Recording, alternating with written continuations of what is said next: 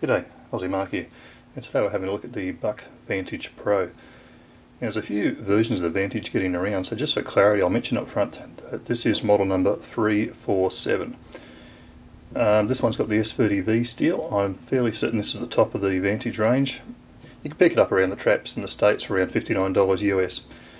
A couple of other versions that you'll find that are very similar looking to this. They've got the standard sort of steel blade, not black finished or anything. There's the Avid model, which has got 13C26 Sandvik steel and diamondwood handle scales. You'll pick that one up around the $37 mark.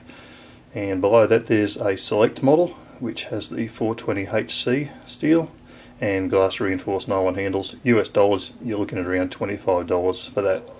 In addition, there's some versions that have got black handles, black blades, semi-serrated. There's a wide range of these things, two different sizes too. This is the larger of them. Basically an EDC knife.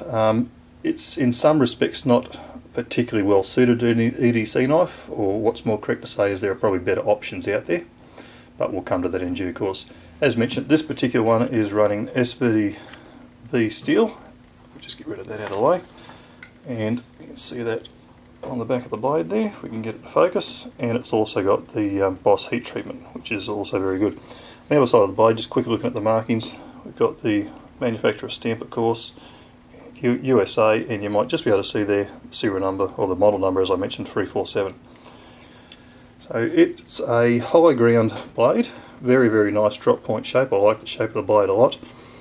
It is something of a flipper design, not that I'm particularly good at flippers, it's the only one I've got, but it doesn't open particularly well on the flipper unless you get a little bit of a wrist flick happening. And then of course that flipper section comes down here and becomes part of the handguard. The blade on this one, as mentioned, drop point, hollow ground. The blade is 3 1/4 inches long, or 78mm.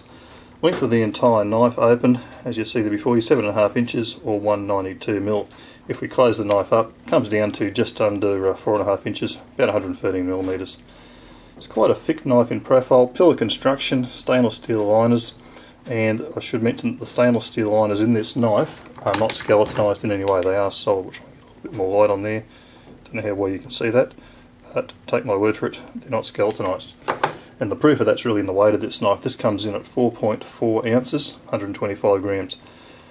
A lot of people get really obsessive about weight. I don't particularly think it's a bad thing. I think it gives a knife a good feel in the hand.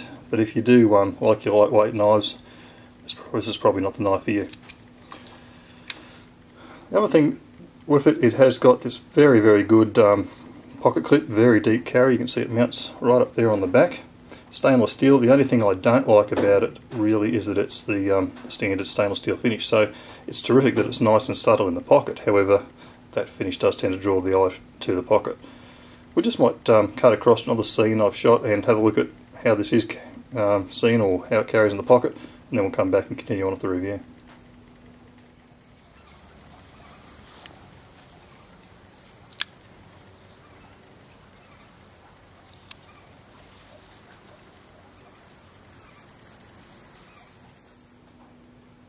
Okay, so as you can see there, the pocket clip's really excellent, and it carries nice and deep, which I think is a really great thing. Now, one of the things I'm going to bag this knife about is the flipper. It's not the greatest in my opinion. Again, I preface that by saying I'm not any expert with flipper activated knives. However, in messing about with this and adjusting the pivot tension, I could get it to flip out a bit better, but it did affect the blade centering. And what would happen is, as you loosen off the pivot point, blade would progressively move more and more to this side here, to the extent that it actually would scrape on that liner. In actual fact, it's a little bit off center now. If I put a little bit of tension on that, you might just be able to see that blade coming back to where it really should be. Of course, the other way to open this is with the thumb holes in the side. Now, they're quite an unusual shape.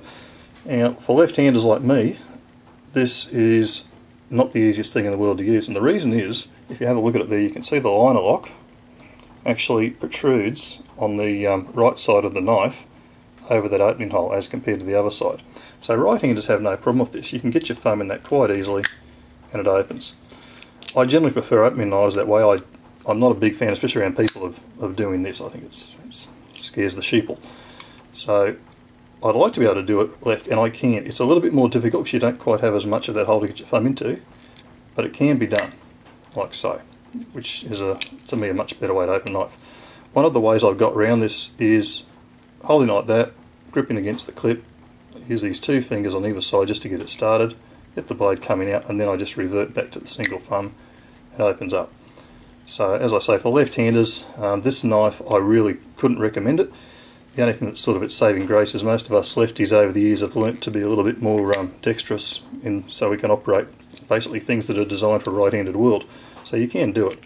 Likewise, liner locks. I mean, it's a liner lock. Very few liner locks are designed for lefties. In fact, the only one I got, say Victorinox.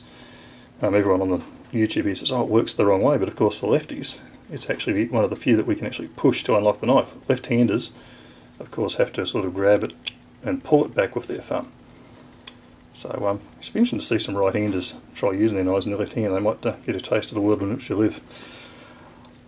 Conclusion on this knife, well, I'm in two minds about it, to be quite honest. I like it a lot, and in other ways I don't like it. I really like the blade shape, the blade steel. It came razor sharp from the factory. I won't do a cutting test. Trust me, it came sharp as you'd expect from Buck knives.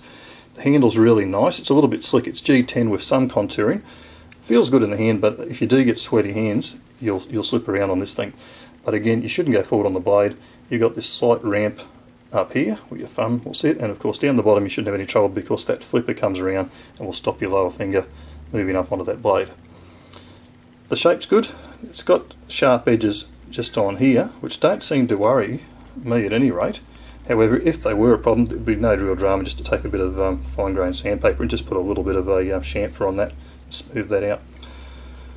One of the things I'm toying of doing this, because I really, for my purposes, I don't see this as, you know, particularly the best outdoors knife or anything else for me personally. I'm thinking it's possibly better suited as a gentleman's knife. And what I'm thinking of doing is just taking the clip off of this thing completely, which is almost sad in a way because actually the deep carry clip is really good, and just carrying it around in my pocket as a pocket knife. I'll just take this off and see how that looks. And where I live, of course, there's some pretty serious restrictions on knives and things, and having a clip shown in your pocket when you're walking around in public is not a particularly fancy idea. Good way to attract attention, get yourself in trouble. So that also, of course, you can see the Buck badge on that side, which was covered up because I had the clip mounted for left-hand use. But maybe, just maybe, I might leave it like that and just have it as a large gentleman's knife down in the bottom of my pocket. Actually, I think that looks quite good. But either way, whichever way you want to use this. Again, I can't recommend this to left-handers. For right-handers, I think there are probably better and possibly even less expensive options out there. It's probably not the fastest deploying knife around. Certainly beautifully constructed and well made. A little bit heavy. But as I say, that's predominantly, I would suggest, because of those unskeletonized liners. So overall, it's a good knife if you want something that's just a little bit classy. It's got a very good steel. You're looking for effectively, for me, a large gentleman's folding knife. It's not a bad option for you, I would suggest. But for most people, there's probably better options out there. Thanks very much for watching. Hope you've all enjoyed the review. Have a great day.